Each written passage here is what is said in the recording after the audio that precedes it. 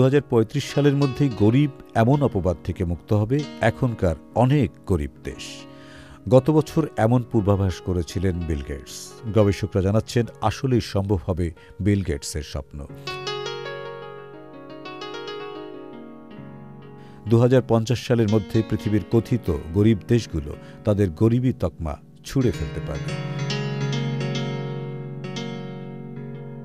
ধারণা করা হচ্ছে যদি স্বল্পোন্নত দেশগুলো তাদের উন্নয়নের ধারা অব্যাহত রাখে তবে 2050 সালে চরম দরিদ্র লোকের সংখ্যা 2.5% নেমে আসবে।